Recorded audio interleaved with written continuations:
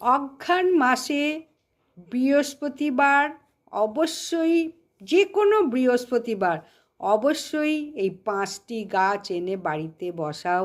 অত্যন্ত শুভ ফল পাবে। যাদের নেই তাদের বলবো, যাদের আছে তো ঠিক আছে, তারা নিয়মিত পূজা করো, তাহলে অর্থের কোনো অভাব হবে না। সমস্ত দুঃখ দারিদ্র কষ্ট গৃহ থেকে চলে যাবে।